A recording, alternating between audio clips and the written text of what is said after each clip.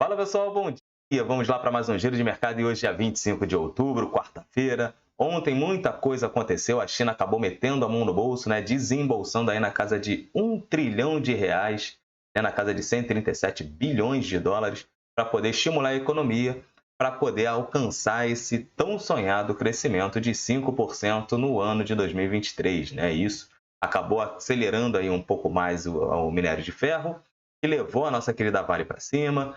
Petrobras, depois de ter cedido 6% aí, o mercado começa a digerir melhor essa mudança no estatuto, então voltou a subir e fazendo aí o nosso Ibovão da Massa fechar acima dos 113 mil pontos. E vamos ver depois com detalhe o que aconteceu, beleza?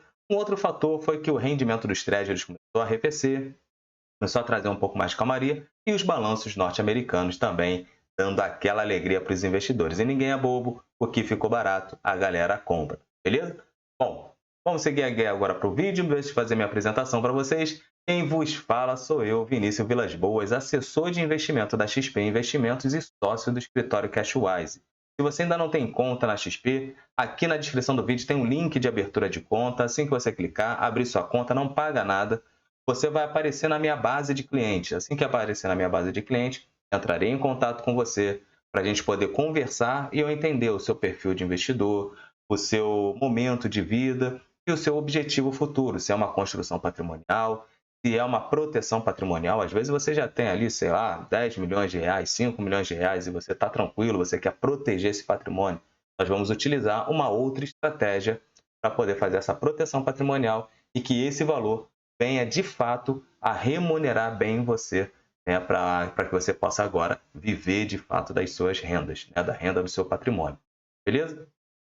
E depois de fazer as estratégias, todo mês nós teremos a nossa reunião para entender o que está mudando no cenário, se a gente vai precisar mudar alguma coisa na estratégia ou não, e simplesmente fazer aquele acompanhamento para que você possa estar mais tranquilo e seguro. Afinal, né, o patrimônio é seu. Bom, e se está chegando aqui no canal, não deixe de se inscrever, ativar o sininho de notificação, dar aquele like, porque isso me ajuda, né, a entregar esse conteúdo a mais pessoas. E você também pode acelerar isso, dando aquela compartilhada marota com os seus amigos que estão no mercado financeiro e que querem um morning call com fatos e dados sem viés. Todos os ativos que eu falar aqui não tem nenhuma recomendação de compra e nem de venda. São simplesmente fatos e dados. A gente vai ter aqui a carteira do Descomplicando, mas eu peço que você não copie a carteira. Entenda a temática por trás, que é disciplina e paciência. Certo? Renda variável é disciplina e paciência. Show? Bom, agora vamos seguir aqui para o vídeo que a gente viu hoje, né, pela manhã, Ásia e Oceania ali fechando majoritariamente no campo positivo. Isso muito impactado por esse estímulo, né, que a China divulgou ontem. Então, esse 1 trilhão de yuans, que chega ali na cerca de 137 bilhões de dólares, metade será utilizada até o final do ano, agora de 2023, e a outra metade será utilizada em 2024. Né? O objetivo da China é crescer os 5%. O mercado espera isso. A China é a fábrica do mundo, a segunda maior economia do mundo, e ela precisa estar a pleno vapor, porque se ela estiver produzindo, quer dizer que o restante do mundo está consumindo, né? Está comprando os seus produtos, né? Tudo que ela está produzindo. E um outro lado que nós temos é que se ela voltar a crescer, é isso muito impactado pelo setor imobiliário, né, de construção civil, isso acaba aquecendo mais a cotação do minério de ferro e que isso impacta positivamente na nossa querida Vale, que é a principal ação do nosso Ibovão da Massa. Certo? É a ação que tem mais peso no Ibovespa. Então, por isso que todo mundo acaba olhando para a China. Só que, só que, quando a gente olha esse crescimento da China, se o restante do mundo não estiver comprando, né, a China vai ter que consumir isso internamente.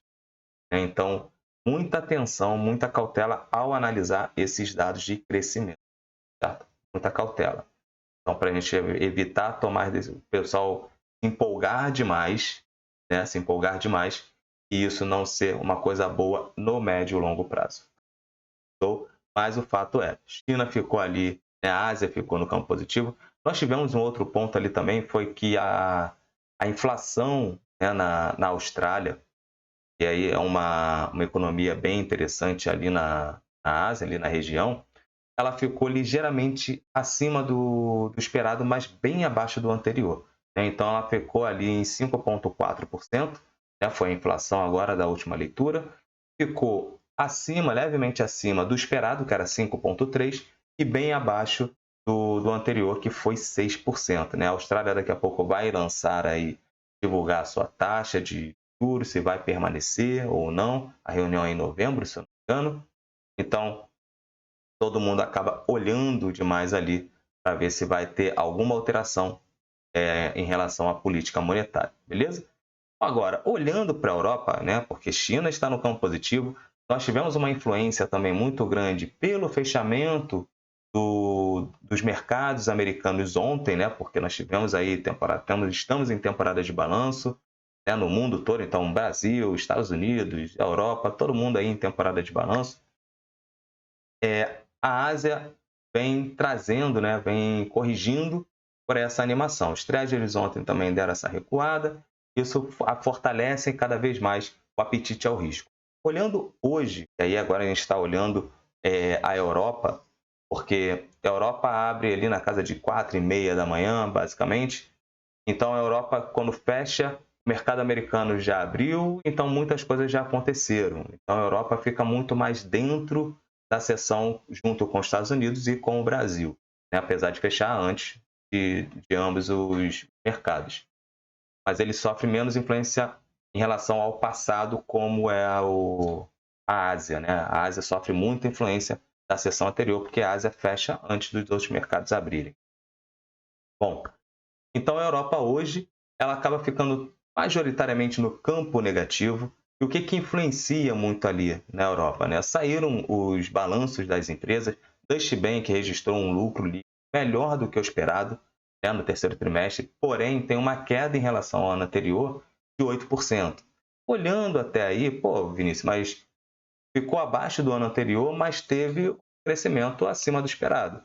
Beleza, isso é positivo, né? Positivo. A gente está falando de um dos principais credores da zona do euro, né? Um dos principais bancos da zona do euro. Então, registrou lucro, obviamente, possível. Se um banco nesse porte registrasse um prejuízo, aí a gente teria aí uma groselhada ferrenha lá na zona do euro. Isso poderia até mesmo estender para outros mercados.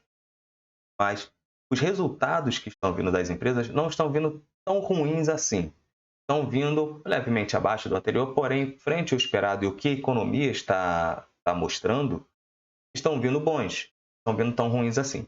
Porém, nós temos uma outra situação que eu peguei aqui na fita não, né? Mas aqui nas análises, né, que eu venho fazendo toda manhã, são dos empréstimos bancários, né, lá das famílias, que teve um aumento de 0,8% em setembro, porém ficou abaixo das expectativas do mercado. Mas olhando o crescimento de fato, né, em relação ao crédito que vai abranger ali as famílias, as empresas, arrefeceu para 0,2%, ou seja, o menor patamar desde 2015. Então, se o crédito pelas medidas restritivas que o BCE vem fazendo ali na zona do euro, ele começou a arrefecer. Isso pode gerar um problema para o crescimento econômico da região. Então, na minha opinião, agora eu vou trazer a minha opinião, na minha opinião, isso pesa muito mais do que o balanço dos bancos. Né? O balanço dos bancos é o balanço das empresas. Tá? Porque tiveram algumas empresas que reportaram bons crescimentos, né? Nós tivemos aí, o Santander reportou um aumento de 20% nos lucros trimestrais, por exemplo. Né? Então, assim, tem bons resultados. Porém, num prisma, né? Numa ótica que você começa a observar a questão dos créditos, dos empréstimos às famílias, né? E às empresas, ficando um pouco mais arrefecido, então quer dizer que a população está começando a ficar limitada ao acesso ao crédito. Então, isso pode gerar problema para o crescimento econômico. Show?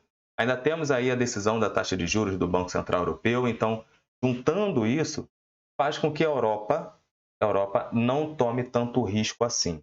Né? Não tome tanto risco assim. Quando a gente olha os futuros americanos estão tendenciando uma abertura negativa. Né? Apesar de ter subido ontem os 10 dos 11 setores ali, basicamente, do S&P fecharam no campo positivo. Então, nós temos bons resultados, bons balanços. Os Treasuries deram aquela arrefecida, mas hoje a gente já vê aí os futuros norte-americanos cedendo. Então, vamos aguardar como vai ser a abertura, porque esses futuros americanos, ele nesse momento é muito mais influenciado pela seção europeia. Então, vamos aguardar o que vai acontecer na abertura do mercado norte-americano. Até porque nós temos aí outras questões para sair, né? Outros balanços, mas temos um outro ponto que a gente tem que tomar atenção, que é a questão da paralisação do governo norte-americano. Né? Então, nós tivemos o deputado Tom Emmer, né, de Minnesota, que desistiu da candidatura para a presidência da Câmara. Né? Então, isso pode trazer problemas futuros também de uma paralisação. Aí, como o mercado vai digerir essa paralisação é uma outra questão, mas não é bom um Congresso norte-americano paralisar, até porque as questões fiscais não estão boas nos Estados Unidos. Certo? Então, muita cautela ao tomar as decisões. Certo? Vou trazer aqui para vocês, antes de botar o nosso Ibovão da Massa, vou trazer aqui o nosso... Fica muito ruim. Cadê o meu tema escuro? Bom, aqui. Bom, o que nós temos aqui nos Treasuries americanos? Vou ficar trazendo os Treasuries americanos para vocês constantemente, porque isso impacta na curva de juros no mundo inteiro, inclusive nos nossos DIs, e isso acaba, consequentemente, impactando na tomada de risco das empresas do Ibovespa, né, da nossa bolsa aqui, da nossa querida B3. Não só o Ibovão da Massa, mas também o índice de fundos imobiliários, né, que são os FIX, e também os small caps, beleza? Bom, nós tivemos aí aquela leve recuada, chegamos a bater aí na casa dos 5%, os Treasuries de 10 anos, e começou ali a arrefecer um pouco mais. Né? Então, essa recuada veio por aquela fechada de posição vendida. Né? Então, aquele mega investidor, né? Gestor de um grande fundo, de um fundo bilionário lá nos Estados Unidos, ele pegou e teve que fechar suas posições vendidas. Então, ele entrou, aumentou a demanda, automaticamente o rendimento dos títulos acaba arrefecendo, caindo. Então, isso foi visto com bons olhos. Então, os títulos ali já trabalhando abaixo dos 4,90. Vamos ver se vai continuar baixando. Bateu aqui, ó, 4,86. Vamos ver se vai cair aqui dos 4,80, né? Se vai perder esses 4,80. Se perder esses 4,80, a gente já começa a ver, ó, os mercados, né? No caso aqui o Ibovão da Massa, e se eu colocar o S&P, será a mesma coisa, tomando um pouco mais de vulto. Né? Então, o ideal é essa linha aqui vir para baixo, para essa linha aqui vir para cima. Aqui está representando a renda variável e aqui os títulos norte-americanos. Show?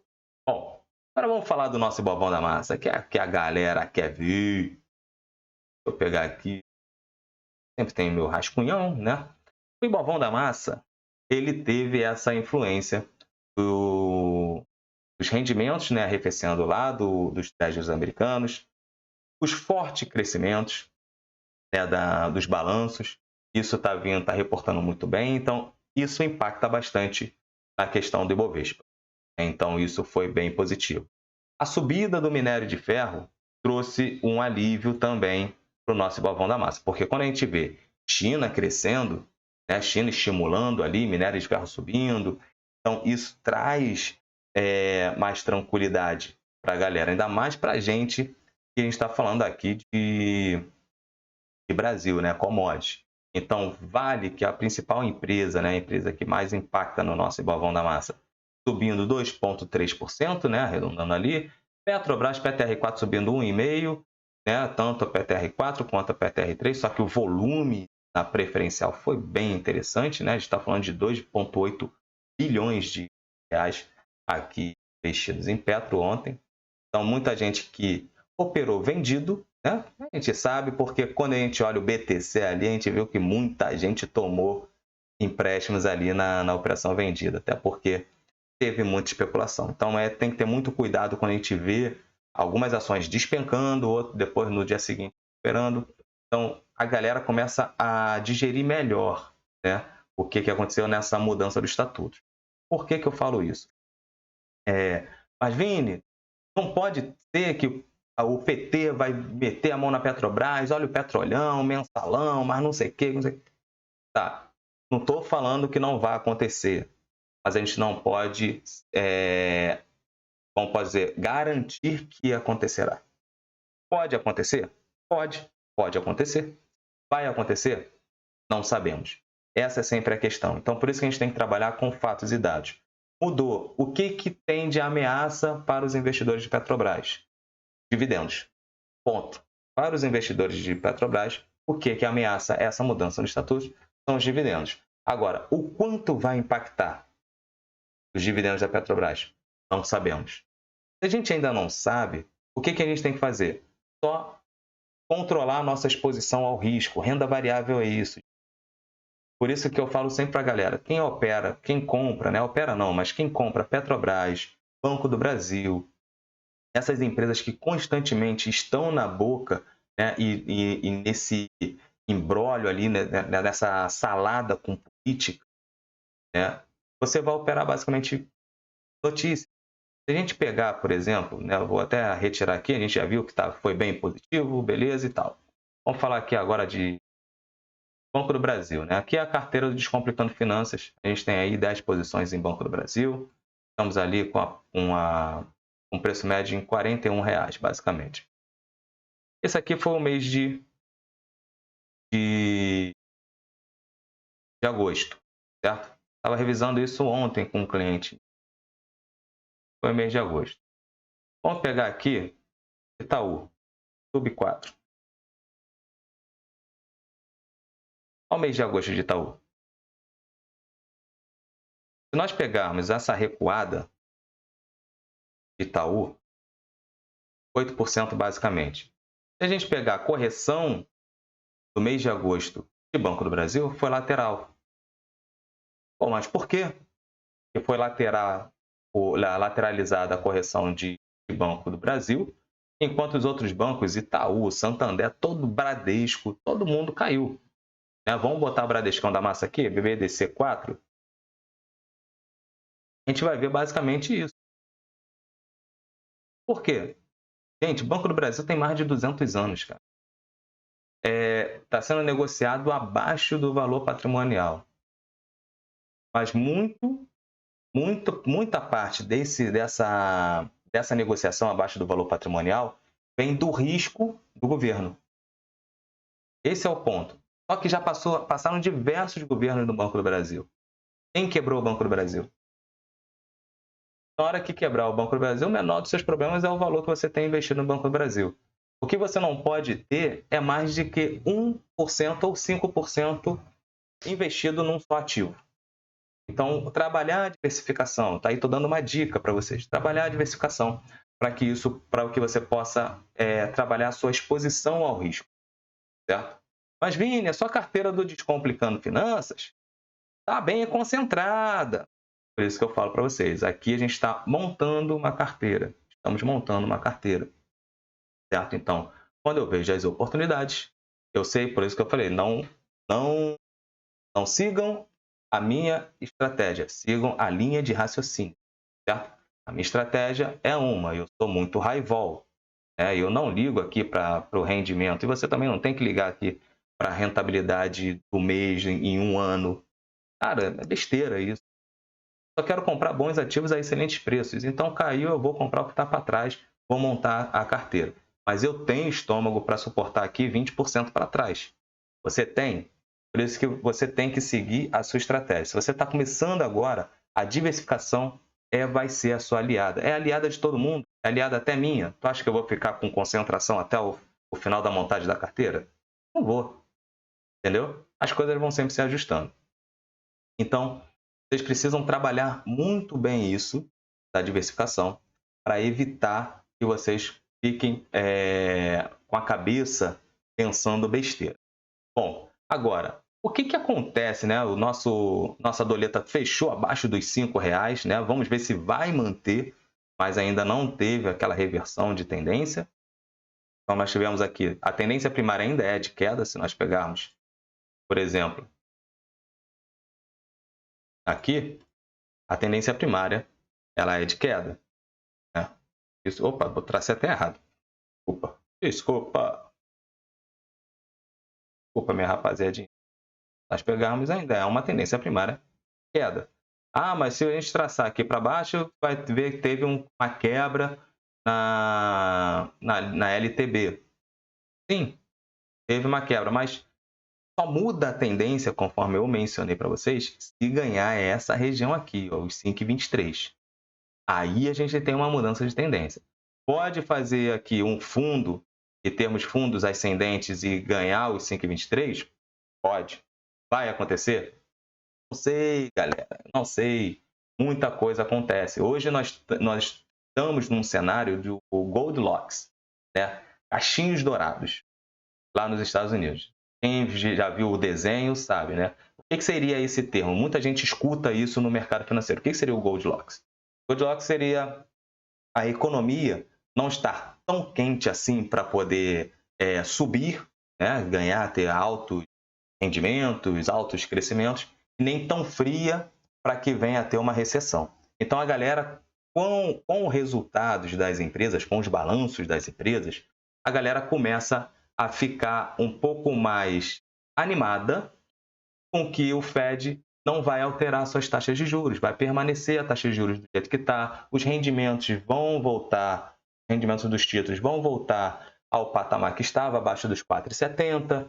Isso vai trazer a renda variável um pouco mais para cima, até porque os balanços estão vindo bons, certo? Então, olhem os fundamentos, invistam pelos fundamentos. Saiu o resultado de Santander. Deixa eu ver aqui, que eu cheguei a separar para vocês. Deixa eu ver aqui. Banco Santander, lucro líquido de 2,9 bilhões, né? Isso aqui foi lá nos Estados Unidos. Pô, quero... Lá nos Estados Unidos, lá na Europa. Aqui, ó. Banco Santander, né? Brasil. Primeiros grandes bancos a reportar, teve lucro de 2,7 bilhões, quase 2,8 bilhões lá de euros, mas teve uma baixa aí de 12,6 na base anual. O resultado veio 6,2% acima da estimativa da Broadcast, né? Estimativas também do BTG, do Itaú, Citi, XP, Goldman Sachs e Genial. Margem financeira bruta, que refere aos ganhos das operações que rendem os juros, foi de 13,4 bilhões, né? Alta anual de 6,5%. Ou seja, teve uma alta na margem financeira, porém o seu lucro ainda está abaixo, né? Trazendo na base anual, está aí numa queda de 12,6%. A carteira de crédito, ó, Cebolinha, de crédito ampliada subiu 7,9% no ano para 625 bilhões de reais. Beleza? Então, depois vocês que são sócios do Santander, entrem lá no site da RI para vocês verem a divulgação do balanço. Entenda o que a empresa que vocês estão investindo está fazendo. Beleza? Bom, vamos aqui agora para a doleta cedeu. Vamos olhar aqui o que nós temos de agenda para hoje. Cadê minha agenda? O calendário. Bom, hoje nós temos aí clima de negócios, né? Lá na Alemanha, já saiu, veio acima do esperado, acima do anterior. Beleza, show de bola. Mas nós temos esse problema do crédito lá na zona do euro. Então, a Europa cai por um motivo. A Europa está caindo por um motivo. Bom, Estados Unidos, nós temos juros de hipoteca. Isso aqui é importante porque mercado imobiliário ele é um dos fatores que impactam muito no crescimento econômico de qualquer país. Então, por isso que você precisa olhar as hipotecas de 30 anos. Chegou a cair um pouco mais? Exato. Por quê? Com a taxa de juros alta, quem é que vai querer tomar hipoteca? Ninguém, né? É o que acontece aqui. Taxa de juros muito alta. O que acontece? Quem é que vai querer fazer financiamento imobiliário? Ninguém. Por isso que as construtoras, né, e as incorporadoras, elas acabam sendo muito favorecidas quando a taxa de juros cede. Beleza? Bom, aqui no Brasil, confiança do consumidor, vendas de casas novas lá nos Estados Unidos, variação do estoque de gasolina e a variação de petróleo bruto, né? Esse aqui é o petróleo bruto norte-americano. Esse aqui faz preço no mercado de petróleo. Petróleo que está aí, ó, Vou trazer aqui para vocês. Petróleo que está abaixo ainda dos $90, né? Então Brent caindo aí $87, o WTI cedendo aí para $83,45, mas está bem calmo, né? Está bem neutro, não está aquela pressão. Isso muito porque as escaladas nas tensões lá da guerra, né? De Israel, né? E Hamas acabam não trazendo mais preocupações de grandes escaladas. Mas é um dia por vez, porque um dia escala, outro dia não escala. Então, muita cautela, muita tranquilidade, né? Os trades americanos também estão tranquilos, não estão com aquela alta no rendimento, né? Assim como a gente viu ali, estamos abaixo dos 4,90. Vamos ver se vai permanecer abaixo dos 4,90 e continuar essa recuada, certo? Nós olhamos aqui o índice DX está aí 0,16%, ou seja, está neutro, porém, se a gente olhar o que nós tínhamos antes, né, o índice DX, há umas semanas atrás, estava em 106 pontos, 105 pontos, já estamos em 106, ou seja, o dólar ganha força. Aqui nós tivemos uma arrefecida no dólar. Por quê?